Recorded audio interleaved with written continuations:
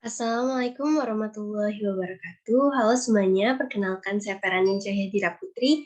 Di sini saya akan menjelaskan tentang latar belakang dan masalah dari penelitian.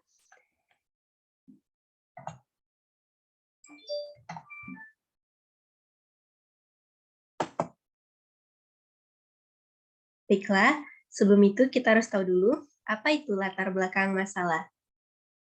Jadi, latar belakang masalah adalah informasi tersusun sistematis berkenaan dengan fenomena dan masalah problematik yang menarik untuk diteliti. Nah, masa yang terjadi saat harapan ideal akan suatu hal tidak sama dengan realita yang terjadi. Tidak semua masalah adalah fenomena yang menarik. Nah, masa yang fenomenal adalah saat menjadi perhatian banyak orang dan dibicarakan dari berbagai kalangan masyarakat.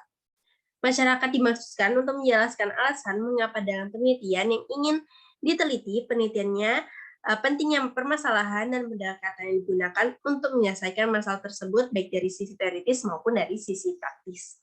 Nah, masalah latar belakang penelitian berisi informasi tentang suatu masalah atau peluang yang dapat dipermasalahkan agar ditindaklanjuti lewat penelitian, termasuk hal-hal yang melatar belakanginya. Bagian latar belakang masalah menjelaskan mengapa suatu penelitian dilaksanakan dan apa yang ingin dicapai atau diketahui dari pelaksanaan penelitian tersebut. Fakta dan data yang mendukung harus dicantumkan. Kita masuk kepada muatan dalam latar belakang masalah.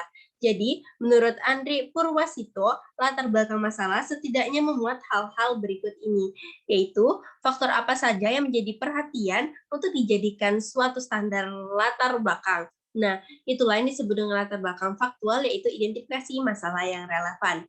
Lalu, ada informasi khusus, baik secara langsung lewat pengamatan di masyarakat maupun lewat buku-buku referensi dan hasil-hasil penelitian lain yang sejenis yang disebut dengan latar belakang teoritis. Nah, peneliti menghubungkan kasus yang satu dengan kasus yang lain, baik kasus-kasus kontemporer berhubungan dengan kasus-kasus terdahulu, dan bagaimana antara teori-teori dapat menjelaskan fenomena perubahan tersebut dari waktu ke waktu. Lalu, juga ada tonggak problematik berisi berbagai persoalan yang akan dijawab di pembelajaran selanjutnya. Nah, latar belakang itu memberi alur berpikir sehingga mempermudah peneliti untuk mensistematisir persoalan yang dapat dipecahkan. Setiap masalah akan dijawab sebaiknya dibicarakan sebagai problematik. Nah, hal-hal yang perlu dikemukakan dalam latar belakang masalah adalah mengapa peneliti memiliki isu tertentu, apa kegunaan penelitian untuk kepentingan praktis atau teoritis, serta apa peneliti dapat menyusun latar belakang penelitian dengan baik, maka dia harus membekali diri dengan banyak informasi tentang isu penelitiannya, baik dari berdimensi praktis maupun teoritis. Baiklah, kita masuk kepada dua jenis logika berpikir. Jadi, ada dua jenis logika berpikir. Yang pertama adalah logika deduktif.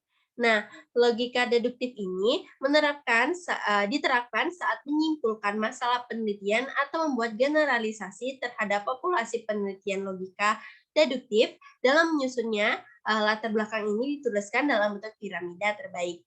Maksud saya piramida terbalik. Nah, lalu ada logika sebab akibat. Nah, logika sebab akibat ini mencerminkan bahwa secara nalar permasalahan yang ada di dunia ini memiliki pola hubungan antara penyebab, masalah, dan dampak. Jadi, masalah yang ada di dunia ini pasti ada penyebabnya dan pasti memiliki dampak kepada pihak lain.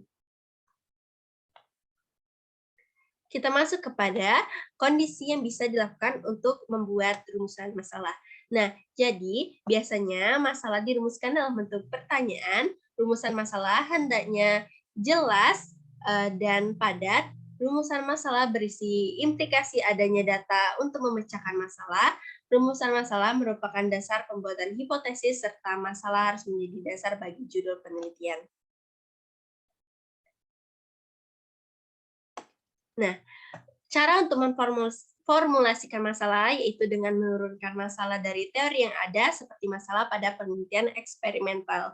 Nah, dari observasi langsung di lapangan seperti sering dilakukan oleh ahli-ahli sosiologi. Nah, masalah yang diperoleh dari lapangan ini sebaiknya menghubungkan masalah tersebut dengan teori-teori yang ada. Nah, sebelumnya masalah tersebut diformulasikan bukan berarti bahwa dalam memilih penelitian yang tidak didukung suatu teori itu tidak berguna, tetapi ada kalanya penelitian tersebut dapat menghasilkan dalil-dalil dan dapat membentuk sebuah teori. Berikut ini merupakan syarat-syarat dalam teknik menulis latar belakang. Yang pertama yaitu harus hal-hal yang ideal, normatif, atau harapan, aktual, fenomena yang teramati, ada kesenjangan, merupakan masalah utama, muncul konsekuensi apabila masalah tersebut dibiarkan, serta di manakah masalah itu terjadi dan interferensi apa yang relevan. Nah, kita masuk kepada tujuan menyusun latar belakang.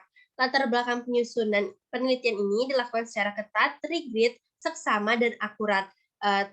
Memiliki tujuan yang memudahkan peneliti dalam menjalankan penelitian selanjutnya. Secara umum, latar belakang penelitian ini dapat dijadikan sebagai peta jalan dan pedoman untuk menunjukkan arah bagi peneliti dalam menjalankan penelitiannya. Kita masuk kepada manfaat. Nah, jadi manfaat dari penyusunan latar belakang ini, sebelumnya isi latar belakang itu harus mencerminkan 3 komponen, yaitu penyebab, masalah, serta dampak, sehingga dapat memberikan manfaat sebagai berikut: menentukan kerangka teori yang tepat, menentukan kerangka konsep dan variabel penelitian, mengarahkan definisi operasional, menentukan hipotesa penelitian, menentukan lokasi dan waktu penelitian, menentukan populasi dan sampel penelitian, memberikan arahan dalam penyusunan hasil. Kita masuk kepada tahapan dalam menyusun latar belakang. Jadi, yang pertama ada tahap persiapan. Tahap ini sebelum mempersiapkan latar belakang, kita harus mengumpulkan bukti-bukti serta apa yang kita perlukan dalam penyusunan tersebut, sehingga latar belakang yang dihasilkan menjadi latar belakang yang baik, rapi, dan memiliki persiapan yang matang. Lalu tahap penyusunan.